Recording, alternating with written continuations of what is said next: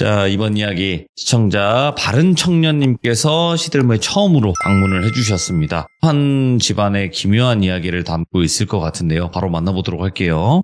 여보세요? 바른청년님.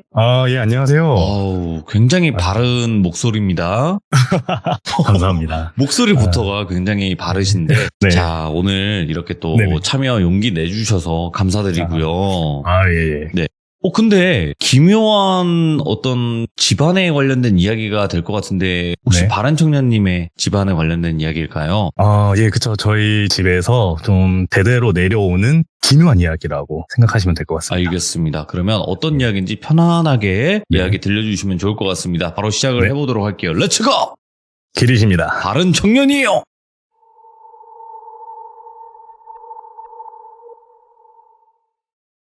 우선은 저희 외할아버지께서 이야기를 해주시는 거로 시작이 되는데, 저희 외할아버지께서는 작년에 돌아가셨고요. 아이고, 돌아가시기 전에 저희 할아버지께서 저한테 이야기를 되게 많이 해주셨어요. 6.25 전쟁 얘기도 많이 해주시고 메가더 장군 이런 얘기도 되게 많이 해주셨는데, 저희 외할아버지께서 사실 되게 가부장적이고 무뚝뚝하고 그런 남성의 표본이셨어요, 완전히. 그래서 저희 집안 가족들이 사실은 저희 외할아버지를 친하게 대하거나 그러지 못했어요. 근데 유일하게 저는 할아버지 뭐 옛날 얘기 해주세요. 그러기도 하고, 할아버지가 밤에 뉴스를 보고 있으면 전 일부러 또 나가서 할아버지랑 말동무 해드리고 이런 경우가 되게 많았거든요. 네. 그러다가 어느 날 저희 할아버지께서 라면을 끓여준다고 하면서 식탁으로 와라. 제가 아마 고등학생, 중학생 그때였을 거예요. 가서 앉아있다가 할아버지가 라면을 주시고, 할아버지는 안 드시고 저만 라면을 먹고 있는데 갑자기 뜬금없이 이런 말씀을 하시더라고요. 편하게 저를 똘비라고 지칭할게요. 똘비야, 너는 무조건 대성할 거다. 그렇게 말씀하시길래 저는 그냥 갑자기 뜬금없이 할아버지가 그러시니까 할아버지 그 무슨 소리예요? 이렇게 말씀드렸죠. 이제부터 이야기가 시작됩니다. 저희 외할아버지의 아버지, 그러니까 외증조부죠. 외증조할아버지. 증조할아버지께서 일제강점기 시대 때 사셨대요. 증조할아버지께서는 그때 술과 노름을 아주 좋아하셨다고 합니다. 그래서 매일매일 노름판에 가서 술도 먹고 노름을 하셨는데, 이게 잘하는 것과 좋아하는 것은 별개로 항상 가면은 노름판에서 뭐 돈을 다 따이고 오셨다고 해요. 예. 그러던 어느 날, 그날도 돈을 다 따이고 너무 속상해서 술을 진탕 드시고 집에 와서 잠을 주무셨대요. 저희 할아버지의 말씀으로는 그 당시 증조할아버지께서 꿈에서 귀신이 나타났대요. 귀신이 나타나서 하는 말이, 너에게 엄청난 불을 안겨주겠다. 하지만 내가 지금 너에게 이렇게 얘기한 것을 그 누구에게 말한다면은 너의 모든 것을 빼앗고 너를 시작으로 3대가 망할 것이다. 이렇게 말하고는 꿈에서 깨셨대요. 그러니까 사라진 거죠, 귀신이. 근데 증조할아버지는 생각하셨겠죠. 이게 무슨 개꿈이야 생각하고 그날도 어김없이 노름판으로 가십니다. 근데 그 노름판에 갔는데 이게 웬걸? 돈이 술술 들어오더래요. 평소에는 맨날 따이기만 하셨는데 그날은 돈을 엄청 왕창 따신 거예요.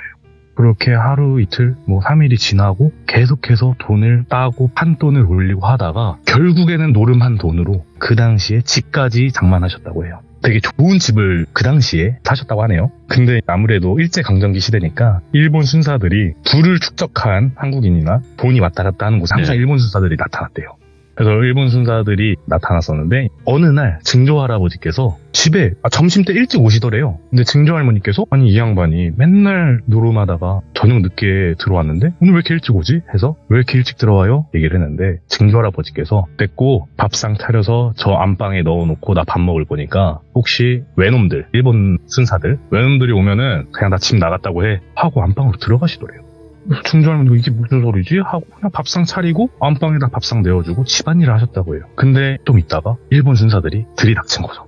증조할아버지 어딨냐? 증조할머니 너무 무서우니까 잡혀갈까봐 아까 전에 증조할아버지가 얘기했던 게 생각나요. 집 나가라고 얘기하라고 했지. 그 양반 집 나갔어요. 근데 일본 순사 당연히 안 속죠. 일본 순사들이 집을 막 뒤지기 시작하는데 어떤 한 순사가 안방 문을 팩 열어요. 근데 증조할머니 눈에는 태연하게 밥을 드시고 계시는 거예요. 근데 이 일본 순사는 휙휙 방 안을 둘러보더니 갑자기 증조할머니한테 다음번에 올 때는 꼭 잡아갈 거다. 그렇게 알고 있어라 하고 일본 순사들이 돌아갔다는 거예요. 그 안방에 있는 할아버지를 보지 못하고. 증조할머니가 이게 무슨 상황이지 해서 증조할아버지한테 어떻게 된 일이요? 했더니 증조할아버지는 그냥 아무 말씀 없이 밥만 드셨대요. 그런 일이 있고 나서도 증조할아버지는 노름판에 출근을 하셨죠. 그러다가 어느 날 기분이 너무 좋아서 술을 진탕 드시고 집에 와서는 증조할머니한테 이렇게 말씀하신 거예요. 여기 와서 앉아봐. 증조할머니가 얘기를 하는데 사실 자기가 꿈에서 귀신을 봤다. 근데 그 귀신이 나한테 막 돈을 주겠다고 하더라고. 그때부터 이렇게 잘 된 거야. 얘기를 하고 잠이 드신 거예요. 만취 상태에서. 이제 꿈을 꾸셨는데 그 똑같은 귀신이 나타나더래요. 그러고는 잔뜩 화가 난 얼굴로 너는 나와의 약속을 지키지 못했다. 이제부터 너의 모든 걸 빼앗을 거고 너를 시작으로 3대가 망하는 것을 지켜봐라. 얘기를 하고는 호련히 사라졌대요. 증조할아버지께서는 꿈에서 깨어나고 이건 또 무슨 개꿈이야 라는 생각을 가지고 그날도 노름판으로 가셨죠. 근데 이게 사람이 돈을 항상 따다가 잃으면은 복구해야지라는 생각에 계속 베팅을 더 하게 되잖아요. 증조할아버지께서는 그 당일에 모든 재산을 잃으셨대요. 계속 걸고 뭔가 잃은 거를 메꾸기 위해서 계속 하신 거예요. 그렇게 집문서까지 날리셨는데 더 황당한 건 그렇게 터덜터덜 집에 걸어가시는데 집에 불이 난 거예요. 왜 화재가 났는지 모르겠지만 그렇게 그냥 갑자기 집에 불이 나고 결국에는 집도 사라지고 돈도 다 없어지고 그렇게 돼서 집안의 가세는 무너지게 되고 그때 당시에 증조할아버지께서는 저기 북한 쪽에 이렇게 있으셨었대요. 새로운 시작을 하려고 저희 할아버지가 그때 당시 있었는데 배를 타고 같이 남한으로 그 당시에 내려와서 정착을 하시고 증조할아버지는 돌아가시게 되고 여기까지 증조할아버지 이야기가 끝나요. 이제부터는 할아버지와 그리고 할아버지 자식들 즉 저희 어머니, 큰삼촌과 작은삼촌, 이모 이렇게 네 분의 자식이 있는데 일단 저희 외할아버지께서는 해경 출신이었어요. 근데 사업을 하기 위해서 영어 실력이 되게 좋으셨거든요. 저희 외할아버지께서 외국인과 프리토킹이 가능할 정도로 그런 외국 관련된 사업을 하기 위해서 퇴직금을 모두 사업에 쏟았다가 결국 망하게 돼서 친척 집에 얹혀 살게 되는데 거기에 저희 온 가족들이 다 살게 돼요. 이유도 또 말씀드릴게요. 온 가족이 같이 살게 된 이유. 저희 할아버지도 사업이 망해버리고 이제는 다음 저희 어머니 세대 어떻게 보면 3대라고 할 수 있죠. 저희 증조할아버지가 1대 저희 외할아버지가 2대 그리고 저희 어머니 세대가 3대째인데 개인적인 집안 사정인데 뭐 우리 귀족 여러분께서 그냥 넘어가는 얘기로 들으셨으면 좋겠어요. 일단 저희 어머니께서는 뱃속에 제가 있을 때 저의 생부랑 결혼식을 올려야 하는데 저희 생부가 식날 당일날 도망을 쳤대요. 그리고 뭐 지금도 돈을 꿔달라 이런 식으로 계속해서 뭐 연락이 오는 그런 상황이고 또 저희 큰삼촌 같은 경우에는 되게 유명한 인서울대학교를 그 당시 나오고 그때 당시에 L땡 기업, 대기업이죠. 거기를 다닐 정도로 되게 공부도 잘하시고 하셨었는데 보증을 잘못 써서 집안의 빚이 어마어마하게 불게 됩니다. 실제로 그래서 저도 어렸을 때 집에 조폭들이 와가지고 깽판 치는 걸 한번 본 적이 있었는데 어렸을 때는 몰랐지만 지금 생각해보면 그때 뭐 깡패들이 와서 그랬던 것 같아요. 그리고 저희 작은 삼촌 같은 경우에도 사업을 하셨었는데 예전에 에쿠스를 타셨어요. 그 뒷좌석에 냉장고도 있는 그 정도로 되게 사업이 잘 나갔었는데 그것도 잠시고 결국에는 사업이 망해서 또 집안에 빚이 드러나고 저희 이모님께서는 결혼을 예전에 하셨었는데 아이도 있었어요. 근데 이혼을 하고 양육권도 뺏기게 되시고 새로운 이모부가 생기셨는데 이모부님께서 2년 뒤에 암으로 세상을 떠나세요. 결국에 그 정도로 뭔가 집안에 잘 풀린 사람이 한 명도 없는 거예요. 그게 저희 외할아버지께서는 그 귀신의 저주였다. 그렇게 말씀을 하시면서 저한테는 항상 절대 도박에 손대지 말고 절대 술도 많이 마시면 안 된다. 그 저주로부터 해방된 아이니까 꼭 대성할 거다. 이렇게 말씀을 하셨었는데 사실 그때는 그냥 재미로만 들었던 거죠. 나 잘 되는 사람인가 보구나. 근데 그 이후로 뭐 지금 와서 생각해보면은 내가 진짜 좀 잘 풀릴 사람인가 라고 생각이 든 게 몇 가지 사건이 있었어요. 사실 제가 아주 어렸을 때 2살 배기, 3살 배기 겨우 이제 걸을 수 있을 때라고 했어요. 제가 주택 옥상에서 떨어지게 됩니다. 저희 할머니께서 그 당시 주택 친척집에 얹혀 살고 있었는데 빨래를 하려면 2층에 올라갔어야 됐어요. 근데 할머니가 빨래를 하고 계시니까 저는 그걸 따라가고 싶어서 혼자서 그 높은 계단을 네 발로 기어가다가 벽면이 유리로 된 그런 집이었대요. 근데 거기서 유리가 반짝반짝하니까 제가 까르륵 거리면서 팡팡 치다가 한 4층 높이 아파트? 그러니까 그 달동네여서 경사가 가파른 곳이어서 2층짜리 옥상이라고 하더라도 그 아래는 더 높았던 거죠. 거기로 와장창 하면서 제가 떨어졌는데 정말 말도 안 되게 그 자리에 폐 소파가 있었고 버리는 소파 그리고 뭐 바게스에 제가 퉁퉁하고 떨어지던 혼자 거기서 울면서 그냥 이마에 피만 조금 흘리는 상태로 살았다고 해요. 그래서 가족들은 아 다행이다 정말 다행이다 이러면서 어떻게 거기서 떨어졌는데 죽지 않고 살 수가 있을까 신기하다라는 지금도 간간히 말씀을 하시고 두 번째로는 솔직히 끼워 맞추길 수 있으나 저는 그렇게 생각하고 싶어서 말씀을 드리는 건데 제가 고등학생 때 전교회장 선거를 나가게 돼요. 근데 기호 제가 1번이었고 상대편은 기호가 2번이었는데 그 친구가 되게 잘생기고 학생들한테 인맥도 엄청 많고 진짜 여러 가지로 모든 부분이 저보다 되게 월등하다고 생각한 그런 친구였어요. 사실 다른 친구들도 야 돌비야 너 선거 나간 것만으로도 추억이라고 생각해라라고 할 정도로 당연히 내가 아니고 그 친구가 되겠다 이런 생각을 하고 있었는데 선거 당일날 집에서 교복을 입고 중앙연관을 나왔는데 문 앞에 뽀글머리를 하시고 새하얀 소복에 그리고 새하얀 고무신을 신은 할머니께서 저를 이렇게 인자한 웃음으로 쳐다보고 계시는 거예요. 근데 제가 처음에 그 할머니 뵙고 좀 약간 인간이 맞나? 그러니까 부정적인 인간이 아니라 이게 되게 뭔가 사람이 이런 기운을 낼 수 있나? 되게 긍정적인 부분으로 생각이 들더라고요. 그냥 지나치게 민망하니까 할머니 안녕하세요. 그리고 인사를 드렸는데 갑자기 저한테 대통령이 될 상이야. 갑자기. 어이구야, 예. 네 할머니? 그랬더니 대통령이 될 것 같다고. 얼마나 기분이 좋아요. 하필 선거 날에 그런 말을 들으니까. 그래서 아유 할머니 감사합니다 하고 저 셔틀 타러 가볼게요 하고 학교로 왔죠. 예. 선거를 1, 2, 3학년이 다 강당에서 차례대로 하는데 제 친구가 선거위원이었어요. 그래서 네. 대표함을 열면은 제가 그 친구를 통해서 바로 소식을 알 수 있었죠. 저도 되게 초조하게 반에서 기다리고 있는데 그 친구가 갑자기 앞문을 드르륵 하고 열더니 야 똘비야 됐다 너 회장 됐어. 엄청 기뻤죠. 제 친구들도 엄청 좋아해주고. 근데 한 가지 탁 떠오르는 게 야 몇 표 차이로 내가 이겼어? 그랬더니 표 차이가 많이 나는데 몇 표 차이인지 모르겠고 너가 총 1004표를 받았어. 그래서 이게 끼워 맞추기예요 사실은. 뭔가 1004라는 그런 숫자를 들으니까 갑자기 그 할머니가 팍 떠오르는 거예요. 예. 그 할머니가 천사셨나? 아니면 뭐 삼신할머니라도 되시나? 그런 기억들이 새로 떠오르면서 사주나 또는 신점 이런 걸 가도 그런 사주 신점 봐주는 분들께서 저한테는 뭐 운칠기삼의 기운이 타고났다. 뭐 따로 흠잡을 게 없다. 이렇게 그대로 살면 된다. 이런 안 좋은 소리도 안 하시고 그렇기 때문에 저는 3대 어떻게 보면 귀신의 저주에서 벗어나서 실제로 뭐 대성까지는 아니더라도 평범한 삶을 살 수 있는 그런 운명이 되지 않을까 싶은 집안의 기묘한 이야기를 한번 풀어봤습니다. 이야, 아니 진짜 나중에 뭐라도 되시는 거 아닙니까? 평범하게 살면 다행이죠. 진짜 이렇게 네. 이 방송을 했고 요거를 남겨놨는데 나중에 네. 진짜 뭔가가 되셨다.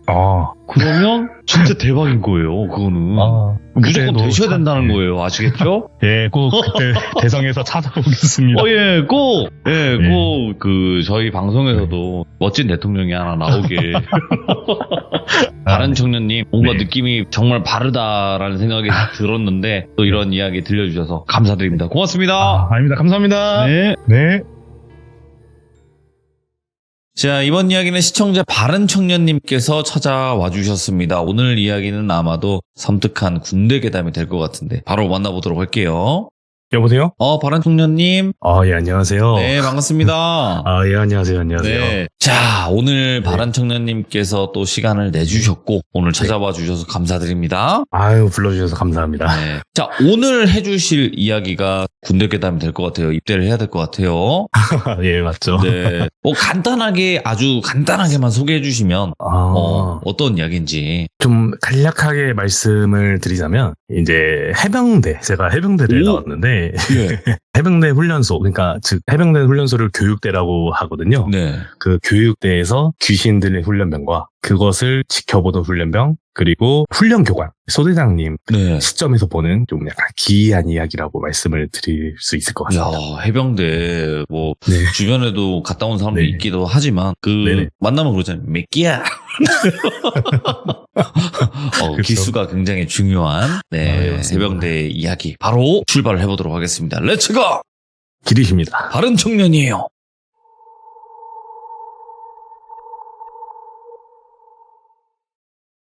이야기 시작에 앞서서 시점이 왔다 갔다 할 수 있기 때문에 조금 헷갈리는 내용일 수 있어요. 그래서 부족하지만 좀 정성껏 설명을 하도록 할 테니 우리 돌비님과 귀족 여러분께서 조금 이해해 주시면 감사하겠습니다. 일단은 해병대 교육대에 관해서 간략하게 설명을 좀 드릴게요. 제가 말하는 교육대란 훈련소라는 뜻이고요. 네. 교육대는 총 3층으로 이루어져 있어요. 중앙현관이 있고 가로로 긴 일자 건물이에요. 그리고 각 층마다 건물 끝에 화장실이 있고 화장실 출입구는 총 2개입니다. 그리고 중앙현관에 나와서 오른쪽으로 이동하면 분리수거장이 있고 중앙현관에서 분리수거장까지 50m 정도 거리가 있고 그리고 중앙현관에서 왼쪽 방향은 의무실이란 것만 그냥 간단히 아시면 될 것 같아요. 그리고 1층에는 중앙현관에 4개의 소대장실이 있고 2층 중앙에는 3개의 소대장실과 1개의 교육대장실이 있어요. 소대장님들은 훈련교관을 뜻하고 교육대장님은 교육대를 관리하는 제가 소령으로 기억을 해요. 간략하게 이렇게 장소 설명을 마치고 이야기 시작하겠습니다. 그때는 제가 일병대로 기억을 하는데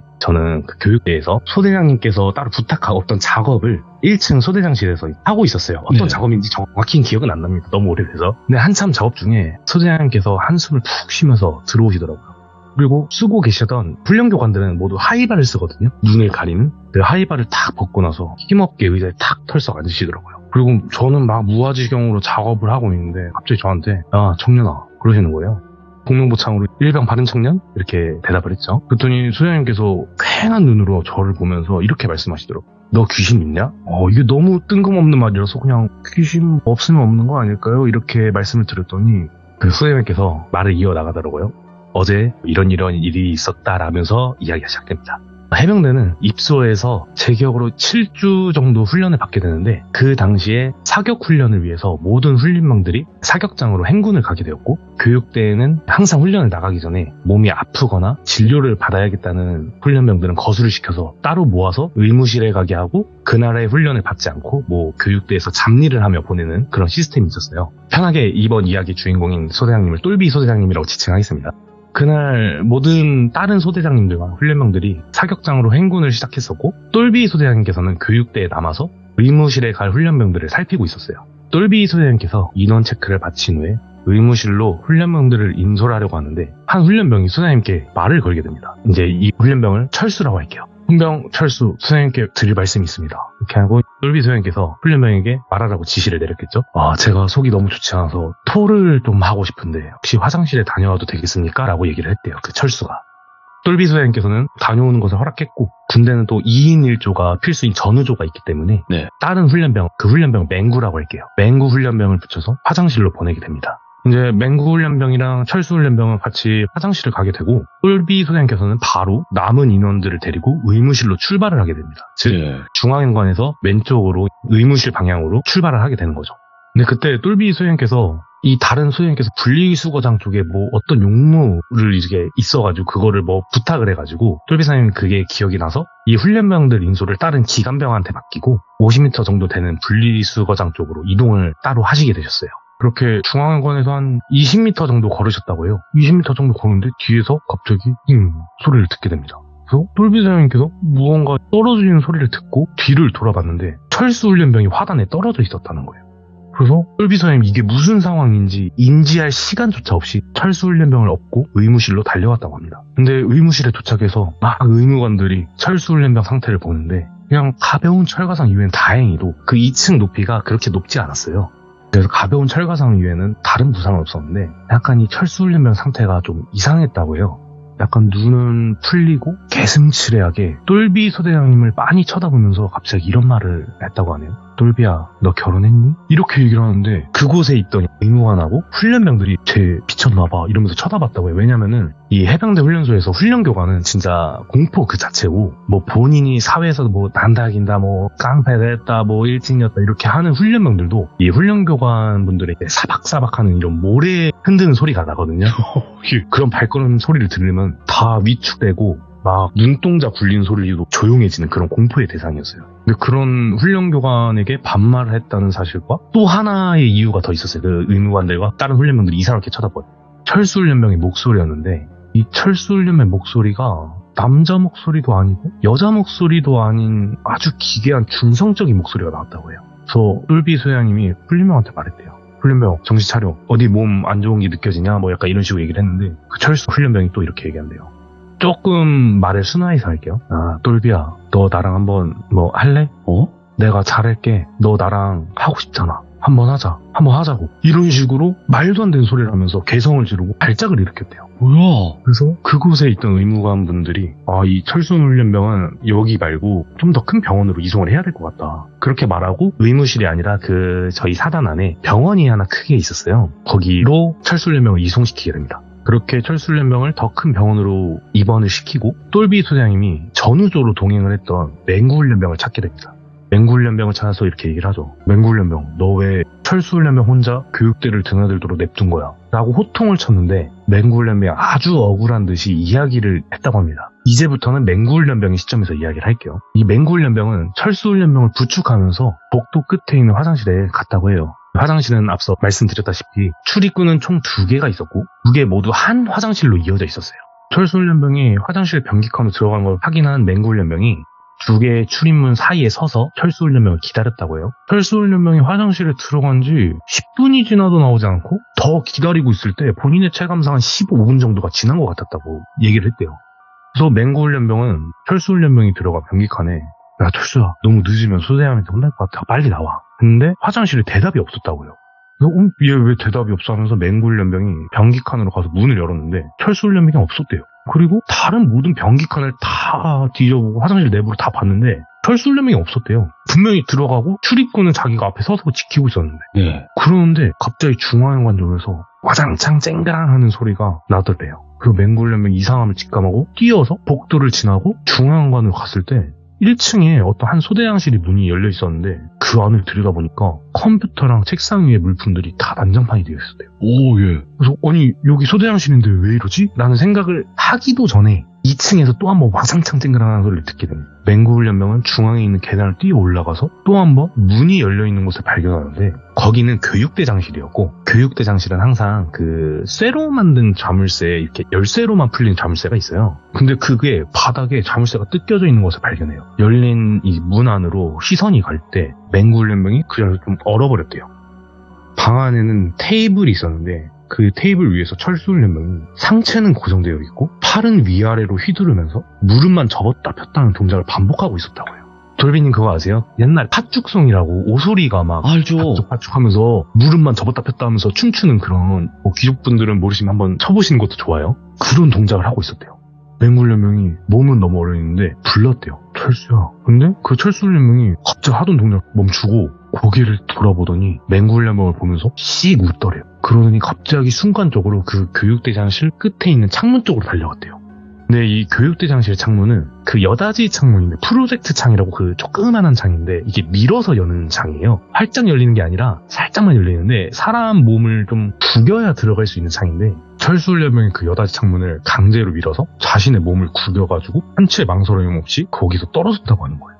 그리고 추락한 철수훈련병을 보고 똘비 소장님께서 의무실로 업고 가게 된 거죠.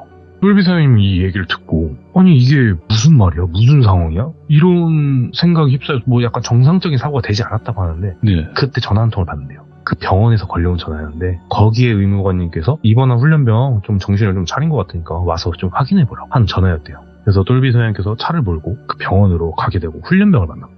근데 이 철수훈련병은 똘비 소장님이 오기 전부터 이미 눈물을 흘리고 있던 상태였대요. 막 울고 있었대요. 그래서 똘비 선생님은 좀 최대한 나긋한 말투로 철수훈련병한테 괜찮냐, 몸은 괜찮냐 이런 식으로 물어봤는데 철수훈련병이 울면서 선생님 제가 왜 이런 일을 겪었는지 모르겠습니다. 저의 아버님 목사님이시고 어머님은 교회 뭐 장로, 집사 뭐 이런 걸로 계시고 저는 신실한 종교인이 되기 위해 신학대학도 다니고 술, 담배 등도 하지도 않는데 모두 다 잘 지키고 있는데 하나님의 말씀 잘 지키는데 왜 저한테 이런 일이 생겼는지 정말 모르겠습니다.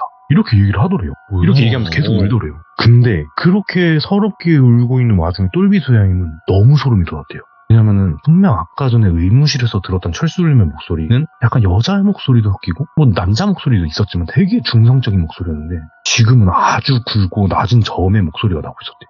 똘비 소장님이 막 온몸에 소름이 돋았는데 그래도 훈련병 앞에서 위축되는 모습을 보일 순 없잖아요. 그래서 뭐 격려를 해주고 몸이 다 나으면 교육대를 복귀해서 휴식을 취하자라는 말을 하고 병원에서 나왔다고 합니다. 이렇게 소장님의 이야기가 끝이 났어요, 사실은. 예. 이렇게 나고, 제가 말했죠. 선생님, 근데 제가 듣기에는 좀 약간 의가사전혀 이런 거 하려고 정신병 있는 척 하는 거 아닙니까? 아, 약간 그런 이런 사람도 식으로 있으니까. 예, 그죠? 이렇게 웃으면서 얘기했어요. 아, 이거 좀 말이 안 되는 것 같아요. 그랬더니 똘비 선생님께서 갑자기 한숨을 푹 쉬시더니 저한테 이런 얘기를 하더라고요. 야, 청년아, 너 이 얘기 들으면서 이상한 거 못 느꼈어? 그래서 제가 대답했죠. 처음부터 끝까지 이상하다. 처음부터 끝까지 이상한 이야기인데 뭐 여기서 더 이상한 게 있습니까? 그랬더니 선생님께서 아니, 그게 아니라 잘 생각해보라고. 맹구훈련병이 철수훈련병을 기다리는 게 화장실에서 한 15분 정도를 기다렸다고 하는데 1층 소대장실이 박살나고 2층 교육대장실이 박살나는 광경을 목격했다고 하는데 나는 걔네들이 화장실로 출발하고 바로 분리수구장으로 이동하는 중이었어. 근데 그게 1분치 안 돼. 그러니까 저는 처음에 이 말을 듣고 이해하는데 한참이 걸렸어요. 이게 무슨 소리지? 그러니까 귀족분들은 이해가 되실지 잘 모르겠는데 맹구훈련병이 겪은 철수훈련병이 사라지고 교육대를 쑥대밭으로 만든 시간은 얼추 15분 정도로 느꼈는데 예. 소대장님께서는 이 훈련병들을 화장실로 보내고 분리수거장 쪽으로 이동한 시간은 1분에서 2분이 채 안 되는 시간이었다는 거예요. 저는 이 말이 그 당시에는 이해가 안 됐고 이게 무슨 소리지 싶었는데 곧이어 똘비 선생님께서 하나를 더 말씀하시는 거예요. 그리고 교육대장실에 걸려있는 자물쇠 그거 쇠로 만든 거야. 열쇠로만 풀리는 거. 절대 사람의 힘으로 뜯어낼 수 없는 그 자물쇠. 내가 가서 확인해보니까 경첩은 그대로 잘 달려있는데 자물쇠만 두 동강으로 분리가 되어 있더라. 너 이게 말이 된다 생각하냐? 이렇게 말씀하시고 저를 쳐다보는데 서대장님께서 약간 본인도 그 본 그대로 말씀을 하고 계시지만 이상을 믿지 못하겠다는 표정을 하고 계시더라고요. 와, 예. 그리고 곧이어서 곧바로 사무실 밖에서 한 훈련병이 괴성을 지르기 시작해요. 그리고는 똘비 소장님께서 벗었던 하이발 다시 푹 눌러 쓰시며 말씀하십니다. 쟤 또 귀신 들린 것 같다. 하고는 사무실 밖으로 나가셨고 예. 저는 그런 소장님 뒤를 그냥 쳐다보면서 이 정리가 안 되는 이 머릿속의 이야기들을 다시 생각하게 되면서 소장님께서 계속 시키신 작업을 계속하면서 이야기는 마무리가 돼요.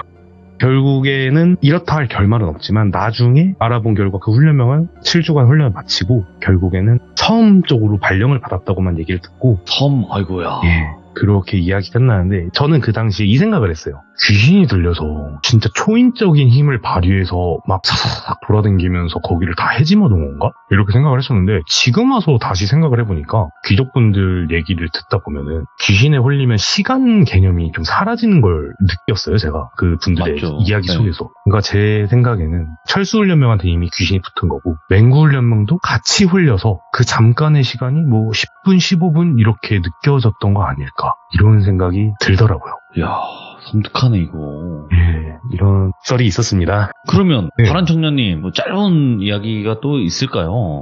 제가 어렸을 때 겪은 이야기를 하나 해드릴게요. 어렸을 때 제가 중학교 3학년 때로 기억을 해요. 제가 어렸을 때 되게 사교육이 엄청 붐이었어요. 밤 11시까지도 학원에서도 야자를 하고 학교에서 야자를 하고 약간 이런 식으로 되게 그게 사교육 열풍이 있었던 시기였는데 이 이야기에서 저랑 똘비라는 친구가 주인공이 됩니다. 저는 정말 친한 친구가 총 3명이 있는데 네. 저까지 4명이서 같은 학원을 다녔어요. 학원이 밤 11시에 끝났었고 이야기에서 저는 맨 왼쪽에 섰고 똘비라는 친구는 맨 오른쪽에 섰고 가운데 2명의 친구가 걷고 있었어요. 그냥 이제 저희는 또 지나가는 낙엽만 봐도 까르륵거리는 그런 어린 나이였었고 막 이런저런 얘기를 하면서 길을 걷고 있었는데 저 앞에 검은 색깔 차량이 하나 보이는 거예요. 근데 차가 되게 많았는데 유독 저는 그 검은색 차량 하나만 신경이 쓰이더라고요. 저 차 왜 이렇게 신경이 쓰일까? 이렇게 생각은 했지만 솔직히 뭐 별거 아닌 거잖아요. 그래서 친구들이랑 막 이런저런 얘기하면서 힐끗힐끗 그 차만 보면서 가고 있었어요. 근데 제가 그 차의 보닛에 도착할 때쯤에 차를 이렇게 봤는데 되게 썬팅이 짙게 돼 있더라고요. 아, 그런 차들이 안에가- 있어. 맞아. 안에가 하나도 보이지도 않고 예. 안에 보이는 거라곤 블랙박스 그 빨간 불빛 그거 하나만 좀 이렇게 빨갛게 있더라고요. 그래서 야 이거 차가 왜 이렇게 검해 이러면서 지나가려는데 그 안에 어떤 여성분이 앉아 계셨거든요. 운전석에 엄청 꿋꿋한 자세로 네. 정면을 쳐다보고 계시더라고요. 근데 그 짧은 순간에 저는 이 생각을 했어요. 뭐 그냥 여기 근처 학원에 자식분을 데리러 온 어머님이신가? 이 생각을 하고 그냥 내가 지나가면서 그 앞유리 창을 지날 때쯤에 제가 제 눈으로만 살짝 이렇게 그 안에 들여다봤어요. 근데 그 여자가 꼿꼿이 정면을 바라보는데 이 동공이 계속해서 절 따라오는 거예요. 얼굴은 돌아가지 않고 이 동공이 계속 끝까지 저를 쳐다보고 제 느낌상 제가 그 사람을 지나쳤는데도 동공이 나를 따라오고 있다. 약간 이런 느낌이 들 정도로 좀 소름 돋게 저를 쳐다보더라고요. 몸이 얼었는데 애들은 계속 길을 걷고 있으니까 저도 따라 걸었어요. 걷다가 이게 이 차가 보이지 않게 커브를 돌았거든요, 저희가. 커브를 딱 돌고 제가 안심이 돼서 애들한테 장난치면서 얘기했어요. 야, 내가 방금 이상한 경험을 했다. 그래서 뭐? 그랬더니 아니 저기 차 한 대가 있었는데 운전석에 어떤 여자가 하얀색 옷을 입고 있는 여자가 그냥 다 꼿꼿하게 앉아있는데 내가 지나가니까 그냥 동공만 움직여서 나를 쳐다보고 있었어 라고 하면서 그냥 우스갯소리로 얘기를 했어요. 근데 갑자기 여기서 똘비 친구가 이런 얘기를 해요. 야, 무슨 말 하는 거야? 그 여자 나랑 눈 마주치고 있었어 라고 얘기를 하는데, 여기서 제가 너무 놀랬던 거는 똘비라는 친구가 정말 쫄보해요. 아직까지도 무서운 이야기, 공포영화 이런 거 절대 보지를 못해요. 근데 그 순간에 그걸 저희도 다 알고 있었거든요. 그 똘비 친구가 엄청나게 쫄보란 걸. 그 친구 갑자기 되게 정색하면서 무슨 소리야, 그 여자 나랑 눈 마주치고 있었어 라고 이야기를 딱 꺼내는데 정적이 됐죠. 친구들이 다 한순간에. 네, 막 그러면은 한번 확인하러 갈래? 라고 얘기를 했는데 그 당시에 너무 무섭더라고요. 친구들하고 제가 확인은 하고 싶지만 가면은 이게 사람이어도 문제고, 사실 그 사람인데 안에 들여다보는 것도 문제고 귀신이어도 문제인 것 같아서 그 당시엔 저희끼리 그건 안 되겠다, 우리 그냥 집 가자 하면서 갔는데, 뭐 그 당시에는 사람이라고 생각을 했어요. 사람이겠지, 기다리는 사람이겠지라고 생각을 했는데, 이제 와서 그 똘비 친구랑 그때 얘기를 해보면은 뭔가 기억이 희미해져서 그럴 수도 있겠지만 뭔가 사람 같지는 않았다. 우리 둘이 본 게. 아니, 봤다면은 가운데 있는 애들도 보지 않았을까? 근데 왜 우리 둘만 본 거야? 라고 하면서 그냥 그날의 기억을 떠올리면 좀 약간 소름 돋는 그런 짧은 썰이었습니다. 야, 그럼 청년님이랑 그 네. 친구분만 네. 목격을 하시고 나머지는 네. 목격을 못했는데, 청년님은 나를 바라보고 있었다 그랬고, 네. 그분은 아니야, 날 보고 있었어 이렇게 네. 하니까 더 섬뜩한 거예요. 분명히 저랑 눈을 마주치고 있었는데 똘비 친구는 나랑 눈 마주치고 있었다, 무슨 소리 하는 거냐고 이렇게 얘기를 하니까 조금 무섭더라고요. 오늘 그래도 네. 이야기를 이렇게 잘 들려주셔서 너무너무 아. 감사드리는데, 청년님께서는 말씀을 네. 굉장히 잘하시고 또 목소리도 좋으신 편이니까 앞으로 또 네. 이야기가 있으시면 꼭 아. 들려만 주신다면요, 저희가 네네네. 감사한 마음으로 꼭 듣도록 하겠습니다. 감사합니다. 예, 감사합니다. 네. 네. 자, 이번 이야기는 시청자 바른청년님께서 찾아와 주셨습니다. 바로 바청님의 이야기 빠르게 만나보도록 하겠습니다. 여보세요? 바르네요, 진짜로. 진짜 바라. 감사합니다. 목소리부터가 정말 바릅니다. 예. 네. 안녕하세요, 들미님. 오랜만에 뵙는 것 같아요. 예, 맞습니다. 네. 자, 오늘 바로 들려주실 내용이 분명히 있으실 것 같은데, 네. 주제가 어떻게 될까요? 주제는 크게 나눴을 때 현실 공포 2개와 귀신 이야기 이렇게 해서 짧게 3개를 준비를 했거든요. 또 많은 분들이 사랑을 하실 것 같은데, 자, 그러면 바로 출발을 해보도록 하겠습니다. 렛츠고! 기르십니다. 바른 청년이죠.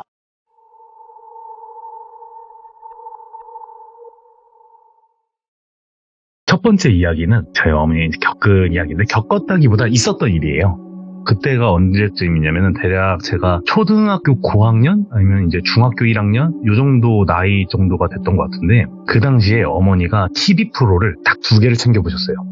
하나는 개그 콘서트고 하나는 추적 60분인가? 추적 25인가? 막 이렇게 등등등등등 60분이에요. 그거예요. 추적 25분 했으면 좀 싫어했을 것 같긴 하네요. 예. 그런 프로가 있었어요. 그 프로가 어떤 프로였냐면은 범죄자들 사건을 재구성해서 재현을 해가지고 보여주는 건데, 어느 날 한 사건에 대한 사건을 재연출해서 이야기를 들려주는 그 사건이 진행이 됐는데, 그때 MC분께서 마지막에 몽타주를 보여주시면서 이 사람을 찾습니다. 신장은 몇 센치고 대략적으로 뭐 나이는 몇 살일 것이고 이런 추정을 해서 이야기를 끝나면서 제보를 부탁한다는 말을 하고 끝나는 그런 프로였는데, 그때 재밌게 보다가 갑자기 어머니께서 저한테 바른아, 엄마가 저 사람을 어디서 본 것 같아 이렇게 말씀하시는 거예요. 저는 또 어리고 엄마가 이런 말을 어디서 받겠어? 이런 마음에 엄마가 저 사람을 볼 일이 뭐가 있어요? 약간 이런 식으로 얘기를 했던 것 같아요. 근데 어머니께서 계속 아니야, 엄마가 저 사람을 본 것 같아, 어디서 봤지? 계속 몽타주를 보시고는 어디서 봤을까 이러다가 아이고 바른아, 엄마가 아까 전에 택시 정류장에 서 있는데 앞에 어떤 모자를 쓴 어떤 남자가 있었다. 근데 그 남자가 슥 하고 뒤를 돌아보면서 눈을 딱 마주쳤는데 그 눈빛이 너무 소름이 돋았다는 거예요. 근데 그냥 이 사람 뭐야 하고 이 사람이 택시를 타고 가고 저희 어머니도 택시를 타고 일터로 가셨대요. 근데 그게 저 사람 같아 라고 말씀을 하시더라고요. 저는 말도 안 돼요. 뭐 비슷한 사람도 얼마나 많은데 이런 식으로 하고 넘어가려고 하는데 갑자기 그 방송의 MC분께서 방금 제보가 들어왔습니다. 제보에 의하면 천안 버스터미널에서 용의자를 목격했다는 진술이 있습니다. 저희 천안 버스터미널 앞에 택시 정류장이 있었거든요. 천안에 계시는 시민 여러분의 제보를 기다리고 있습니다. 이렇게 말씀하시니까 저랑 엄마는 거기서 쫙 소름이 돋으면서 얼어버린 거죠. 이게 첫 번째 간단한 이야기였습니다. 실제로 만난 게 맞네. 네, 어머니께서 실제로 이제 뭔가 느낌이 너무 안 좋았다 했는데 천안 그 버스터미널에서 봤다 이런 제보가 들어왔던 거죠. 우리가 살면서 연예인이나 유명한 사람들 보기도 힘들지만 네. 그런 사람 보기도 힘들잖아. 사를 예. 야, 그 다음에 또 어떤 이야기가 있을까요? 예. 두 번째 이야기는 제 친구가 겪은 이야기를 좀 한번 말씀드리도록 하겠습니다. 때는 2013년이었던 것 같아요. 제가 고등학생 시절에 제 친구 이야기인데 편하게 친구 이름을 똘비라고 하겠습니다. 제가 고등학생 때는 야간 자율학습이 거의 모든 학생이 강제로 시행되던 시기였어요. 뺄 수가 없었어요. 야자가 끝나면은 밤 한 10시, 10시 반 정도 됐었고 똘비랑 저는 항상 집까지 같이 걸어갔었어요. 학교에서 똘비랑 제가 사는 동네까지는 걸어서 한 1시간 정도 걸리는 거리였고 편하게 버스를 타도 됐긴 했지만 저희는 좀 약간 시시콜콜한 이야기를 나누면서 걸어가는 게 좋아서 항상 걸어 다녔었어요. 어느 때처럼 똘비는 야자가 끝나고 저한테 집을 같이 가자라고 했는데 제가 그 당시에 학생회장 그런 걸 하고 있어서 학생회 일 때문에 같이 못 간다 미안하다 오늘은 너 혼자 가야 된다 그렇게 얘기를 하고 똘비는 혼자 집으로 향하게 된 거죠. 제가 사는 곳이 천안인데 똘비랑 저희 집이 동네가 천안에 있는 신부동이라는 곳이었어요. 네, 저희가 집을 가는 루트가 학교는 부정동이었는데 성정동이라는 곳이 있어요. 이 이야기 주요 동네가. 성정동에는 축구센터라는 엄청 큰 축구장이 있어요. 근데 이 성정동과 신부동 경계에 기찻길이 있고 이 성정동 축구센터에서 신부동으로 이어지는 긴 고가다리가 있었어요. 그래서 똘비는 천천히 걸어가면서 이제 이어폰을 끼고 음악을 들으면서 걸어가고 있었죠. 그렇게 걸어서 성정동 축구센터에 도착을 하고 신부동으로 넘어가기 위해서 고가 다리를 오르기 시작했어요. 다리를 쭉 오른 다음에 내리막길이 있겠죠. 그러면 이제 내리막길을 쭉 걸어가지고 평지가 딱 나올 때쯤에 바로 앞 길가에 이 전동휠체어에 앉아있는 아주머니를 발견하게 된 거예요. 그래서 똘비는 처음에는 왜 길가에 저렇게 덩그러니 앉아 계시지? 라고 생각만 하고 그냥 난 집 가야겠다고 발걸음을 딱 옮기려고 하는데 그 아주머니께서 똘비한테 말을 걸더랍니다. 학생, 그래가지고 당시에는 노이즈 캔슬링이라는 효과도 없고 줄 이어폰이라서 본인을 부르는 목소리에 딱 소리가 들려서 즉각적으로 대답을 했대요. 저 부르셨어요? 그랬더니 그 아주머니께서 똘비한테 얘기했대요. 아이고 이 전동휠체어가 고장이 나서 움직이질 않아. 학생이 조금만 밀어주면 안 될까? 이렇게 얘기를 했대요. 똘비는 아무 생각 없이 그냥 공경에 처한 아주머니를 도와드려야겠다 싶어서 이어폰을 귀에서 빼고 휠체어로 다가갔대요. 아주머니 어디까지 밀어드리면 될까요? 이렇게 얘기를 했는데 아주머니가 좀 고민을 하시더니 그러면은 저기 지금 내려온 다리 옆에 길가가 하나 뚫려 있었거든요. 그 길가로 좀 밀어줘 그러더래요. 근데 여기서 다리 옆에 길가는 그 성정동이랑 신부동 이어주는 고가다리 옆에 길가가 쓱 있었는데 거기에 폐공장이 있고 가로등도 하나도 없는 차도였어요. 근데 똘비가 거기 껌껌한 돌을 보면서 무서웠대요. 엄청 너무 무서웠는데 이미 휠체어 손잡이를 잡고 있고 뭔가 이 공경에 처한 어르신을 그냥 두고 가기는 찝찝하고 그런 생각이 들어서 알겠습니다 하고 그렇게 조금 천천히 휠체어를 밀어주면서 어두운 길가로 딱 들어서는데 안 되겠더래요. 이 어두운 곳을 나는 갈 수 없겠다 이런 생각이 들어서 아주머니 근데 어디까지 가야 하시는데요? 이렇게 말했더니 아주머니께서 조금만 더 밀어줘. 그냥 목적지는 말 안 하고 조금만 더 밀어줘 이러시길래 너무 무서워서 아주머니 근데 저 집에 부모님께서 시간이 늦어서 많이 걱정하시는데 얼른 들어가 봐야 해서 어디까지 가시는지 정확히 말씀해 주시면은 제가 얼른 모셔다 드릴게요 이렇게 얘기를 했대요. 근데 아주머니가 딱 대답을 했대요. 그러면은 저기 저 차 앞까지만 가줘. 아주머니 손가락이 딱 가리키는 곳에 봉고차 한 대가 딱 서 있더래요. 예. 근데 순간 딱 똘비 머릿속에 한 가지 생각이 딱 스쳐가는 거예요. 이 어두운 곳에 사람 사는 곳도 없고 폐공장만 있는데 왜 저게 봉고차 한 대만 덩그러니 있지? 이 생각이 딱 드는 순간 똘비가 그냥 전력 질주로 뒤도 안 돌아보고 달리기 시작한 거예요. 뒤로. 근데 이 친구가 그냥 집으로 바로 갔으면 됐는데 너무 정신이 없으니까 본인이 왔던 길을 다시 돌아간 거예요. 그러니까 고가다리 위로 올라간 거, 자신이 내려온 고가다리 위로 쭉 올라간 거예요. 이렇게 높은 경사의 고가다리를 전속력으로 뛰다 보니까 점점 생각이 진정이 되는 거예요, 마음이. 아, 내가 혹시나 정말 공경에 처한 다리가 편찮으신 어르신을 그렇게 어두운 곳에 내팽겨치고 도망가는 게 맞나? 이런 생각이 들어서 천천히 고가다리 난간으로 거기를 쓱 내밀었대요. 그런데 전동 휠체어에 타고 있던 아주머니가 멀쩡히 일어나서 심지어 휠체어를 접어서 봉고차 뒤에 싣고 조수석 문을 딱 열면서 위를 쳐다보거든. 똘비를 보면서 씩 웃더래요. 그러고 조수석에 타고 봉고차가 시동이 켜지더니 출발을 했대요.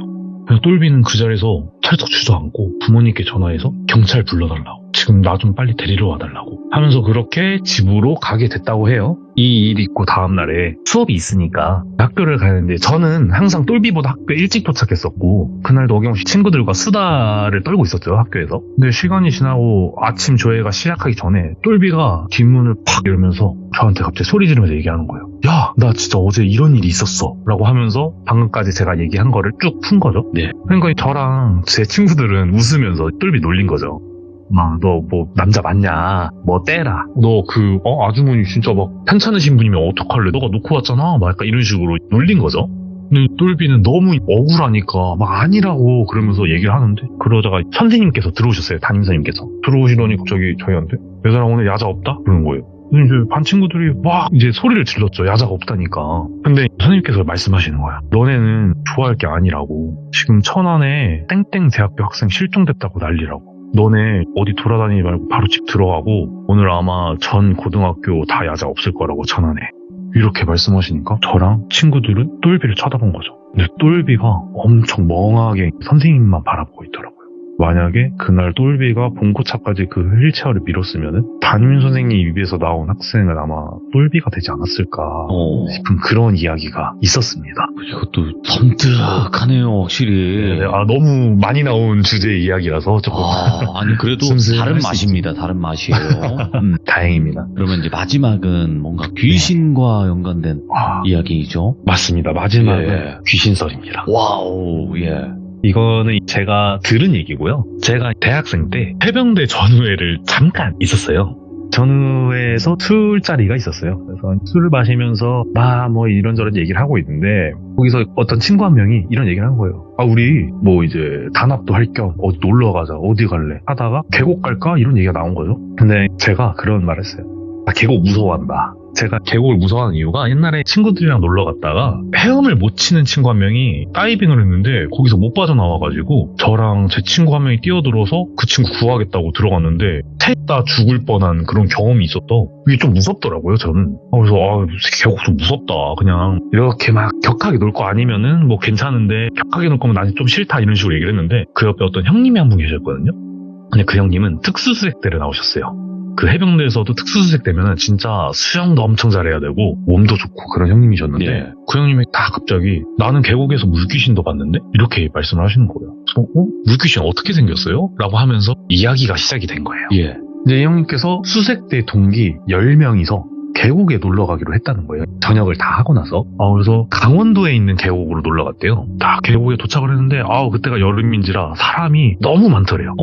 사람 너무 많으니까 우리도 지금 인원이 10명이나 되는데 여기서는 제대로 놀지 못하겠다. 그래서 이 형님께서 야 그러면은 조금 이 물길 따라서 가보자. 그러면 사람 없는 스팟에서 놀자. 이렇게 얘기가 나온 거죠. 그래서 조금 물길을 따라서 걷다 보니까 사람이 아무도 없고 너무 좋은 자리를 찾은 거예요. 심지어 다이빙 스팟도 있었는데 수심이 2m 조금 넘는 느낌이었대요.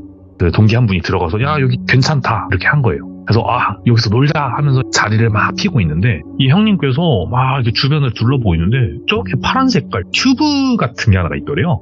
여기 사람들이 놀다 갔구나, 두고 갔구나 놀다가. 근데 뭐 이 형님들은 튜브 필요 없고 다 수영을 할 줄 아니까. 예. 그래서 사람들이 노는 장소였구나 하고 동기들이랑 재밌게 노는 중에 한 동기가 얘기를 해요.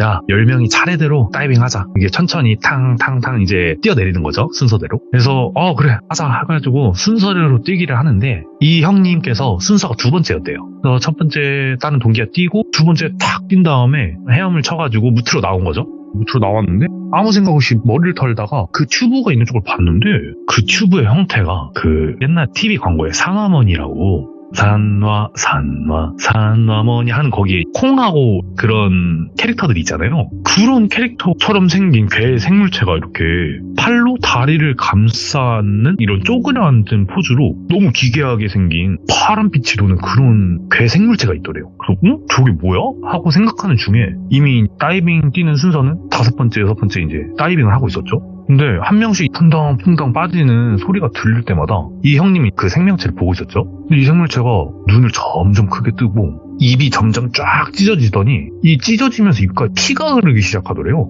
그리고 10번째 동기가 다이빙을 하는데 이 괴생물체가 갑자기 물가로 뛰쳐 들어가더래요.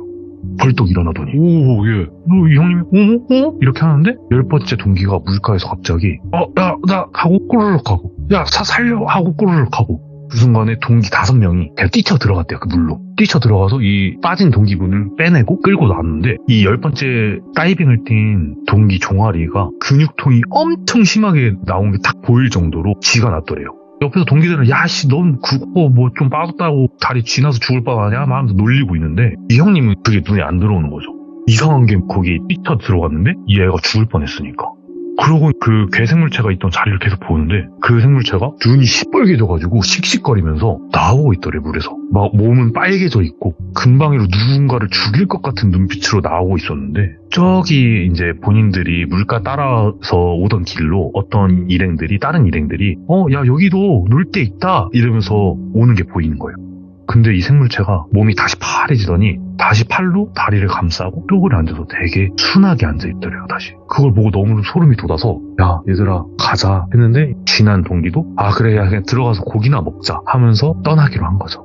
이 형 생각에는 그 생물체가 뭔가 물귀신이었던 것 같고 그 뻘겋게 변해있다가 다시 차분하게 변한 거는 우리 말고 다른 일행이 와서 그 일행을 다시 어떻게 해코지하고 싶어가지고 대기하려던 거 아닌가 그런 생각이 들면서 자기는 물귀신을 봤다 이런 얘기가 있었습니다.